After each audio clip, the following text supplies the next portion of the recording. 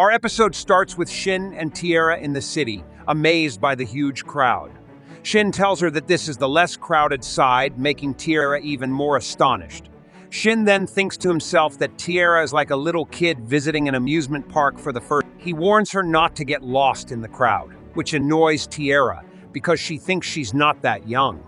Shin then suggests they go to the guild first and do whatever they want if they have time left.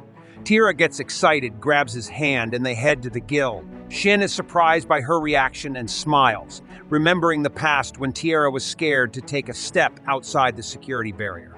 Back to the present, he asks her if she knows where the guild is. Tiara suddenly stops and looks around because she doesn't know where it is and apologizes to him. Shin then takes her and they leave.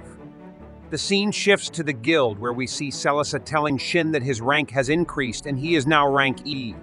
Shin is surprised because he hasn't completed any assigned missions. Celisa explains that he defeated a high-ranking Scalvus monster and a sudden pack of Scalvus, and the guild verified his reports and decided to promote him.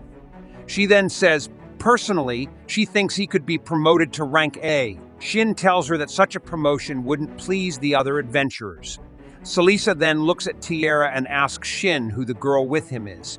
Shin explains that he is traveling with Tiara due to a joint task and thought to stop by the guild to register her as an adventurer and get her card. Celisa asks if Tiara is his girlfriend because she heard they were holding hands while walking. Both Shin and Tiara are shocked and tell her that's not true. And Shin asks how she knew about it and why she seems so aggressive. Celisa says that holding hands with a pretty girl like Tiara seems like a dream.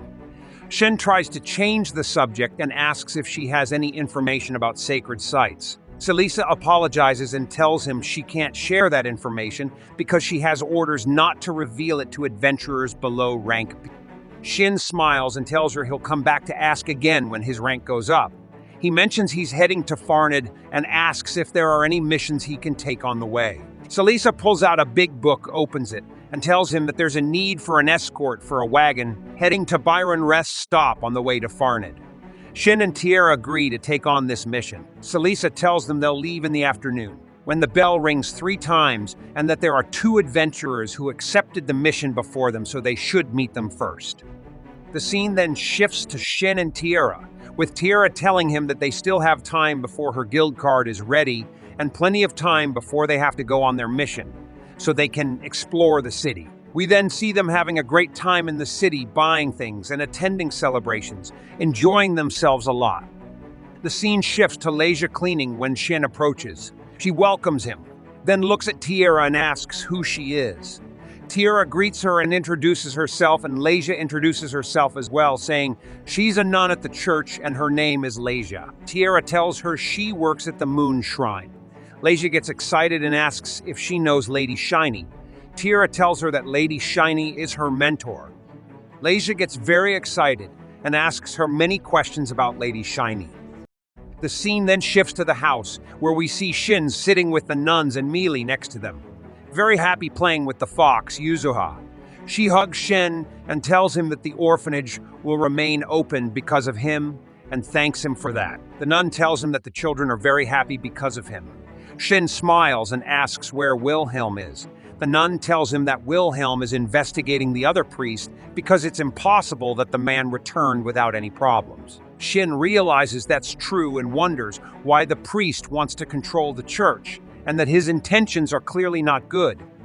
Shin then presents the bracelet to the nuns and the necklace to Millie, telling them that they are enchanted with all kinds of magic to protect them. They thank him for that. Suddenly, the children enter the room and approach Shin to play with him. Shin tells them he bought many gifts for them, making the children very happy. They also play with Tiara as they really like her. But Tiara was a bit scared of them. The scene then shifts to outside the church, where we see Leisure apologizing to Tiara for the chaos caused by the children. Tiara tells her that she was initially afraid of them because she had never played with children before. But over time, she grew to love them very much, as they were very sweet to her. Leisure vows to protect this place and the children from any danger. The scene then shifts to the guild, where we see Celisa giving Tiara her guild card. Tiara takes it and leaves with Shin, still unable to believe she has become an adventurer. Shin suggests they go to the moon shrine. Tiara tells him that carrying a shrine around with him everywhere is incredibly crazy. Shin smiles and tells her that since he owns the moon shrine, taking it with him everywhere seems natural to him. Shin then shows her a blue crystal. Tiara is amazed by its beauty, as she has never seen such a large and beautifully polished crystal before. Shin tells her that the crystal is enchanted with teleportation magic and is meant to transport them to any preset location. He will use it to go to the moon shrine. Tiara tells him that everything he pulls out of his pocket is truly exceptional and asks if he can make them too. Shin asks her how people handle teleportation crystals these days. As long as he has the right materials, he can make anything he wants. Tiara tells him he is a legendary supreme human.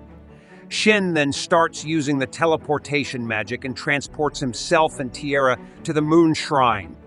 Shin transferred the moon shrine's house into this pendant, and after completing all his duties, he asked Tiara if they should head to their mission. They went to board the wagon because Nock, the merchant, would take them to their destination. They were stopped by the adventurer, Jin, who asked if they were the adventurers assigned to the mission. Shin replied that they were and would be joining him. Jin introduced himself and welcomed them, telling them he would travel with them. At this time, a girl named Tsubaki appeared, who would also be traveling with them. After that, Nak the merchant came once everyone was ready to take them to Byron. Everyone boarded the wagon, and the merchant set off towards Byron. The scene then shifts to a meeting involving the king and his advisors. They are discussing the moon shrine that Shin managed to transfer into the pendant. The king is shocked by this feat because no one, not even the strongest or highest ranked individuals, could breach it. It is a mythical store made from lost techniques. If it has indeed disappeared, this will be more than just a problem for the kingdom of Berelict. His daughter asks about Shini Rizar, not knowing what happened to her. The king's assistant informs them that they have been told she is on her way to the castle, and if the information is correct, she should arrive sometime today. The king's daughter is worried because they have no information about the move to Ryan and asks her father to wait until Lady Shiny arrives. We then return to Shin and his friends, where Jin asks Shin if he has ever killed anyone before.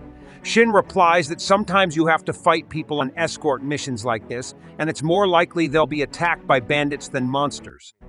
Tsubaki says that people tend to underestimate her because she is small, but she beats them all up. Shin is pleased because she can be relied on at any time. He then says things will be easier if they know each other's strengths in combat and asks them to introduce themselves by their ranks. Jin says he is a samurai and an A-rank adventurer. He does not use magic at all, so they should not expect any spells from him. Tsubaki says she is a monk and a rank E adventurer, and she can cast support spells to enhance speed. Tiara introduces herself as an alchemist who is also skilled in archery and swordsmanship. She is currently a rank G adventurer, but can use healing magic, so she asks them to let her know if they need her. Shin introduces himself as a samurai like Jin, with a rank E. He can use a bit of fire magic and binding spells. He also introduces Yuzua, a very powerful beast bound to him by a taming contract. Jin is astonished by Shin's rank, realizing he must have gone through some unusual challenges. It's rare for beasts to like humans. Shin tells him that Yuzua is very strong too. Then Tsubaki asks him which country he's from. Shin answers that most samurai are from Hinomoto, and he's the first one she's met besides Jin.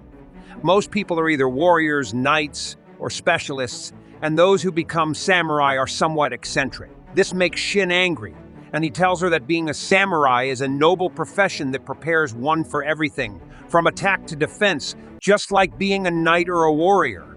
It requires essential skills, and samurai are very strong. Shin then admits that Tsubaki is right about one thing. Hinomoto is an island country, and most samurai come from there. Shin adds that Hinomoto is a unique island country, and most samurai come from there. It was formed by natural disaster and is home to many samurai and shinobi guilds. The country was built around them, which is why many who devote their lives to combat in Hinomoto have a special admiration for samurai. The most well-known guilds are Kachi Fujitsu, Majin, and Kuromiku Ginga. There are other smaller guilds, but they are not as famous.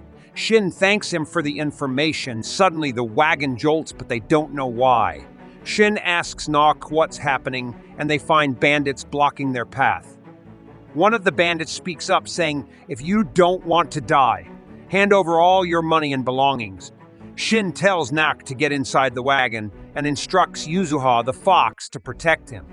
Shin then asks Skyn what they should do now since there aren't too many bandits. Shin replies that if they attack, he will retaliate. Tira stands a bit away behind the wagon, thinking she has to do something or the others will be in great danger. The bandit leader speaks again. "Do you think the three of you can defeat us? Why don't you leave the girl alone? We won't let you die quickly. You'll be begging us to kill you, though it won't change anything." Tierra, looking at Shin, says he isn't himself. She doesn't like his desire to kill. She is scared to shoot anyone. Jean says, "I don't enjoy unnecessary killing. Step back now and we will leave you alone. But if you refuse, I will cut you down." The bandit taunted, "Don't you realize the situation you're in? We know you're just low-ranking adventurers, maybe an A rank, but you can't fight while protecting others." Jean responded, "Do you know who we are? It seems this wasn't a chance encounter." Shin added, "I'm curious where you got that information. They might tell us if we force them." The bandit leader shouted, "Let's kill them all except the girl. They'll be silent as corpses." Tira shot an arrow at the bandits hiding behind the trees. The bandit leader was astonished. How did they discover our friends? He ordered his men to attack. Tsubaki, angered by the bandit's crude remarks, used her strength to strike him hard in the stomach, sending him flying to the ground. Jin then attacked another bandit, killing him with a single sword strike, saying, "You'll die for this insult. It seems your swords are enchanted, but so is mine. Tough luck." The rest of the bandits charged Shin, but he swiftly defeated them in a single moment. The bandit leader was shocked. "Who are you? Aside from the Dragoneer, aren't you all ranky or lower? We have enchanted swords. We should be superior." Shin approached him saying, "Let's get rid of this sword first," and broke the bandit leader's sword in half. The bandit leader was terrified. Shin told him, "It's over for you the moment you froze in place," then knocked him out and tied him up with rope. The bandit leader threatened, "I'll kill you all for what you did to me." Shin raised his sword and said, "You will tell us where you got the information." At that moment, Tira ran to Shin and hugged him tightly. Shin instantly transformed into a kind man. Seemingly forgetting everything, he asked, "What happened?" Subakai, embarrassed by the situation, responded, "I don't." Tira, feeling uneasy, isolated herself and talked to herself while sitting alone. She thought Shin was so harsh and dark just a moment ago. Did he realize that, or was I just imagining it? And that's how today's episode ends. Stay tuned for more episodes of this anime. Don't forget to subscribe and hit the bell icon to get all the latest updates.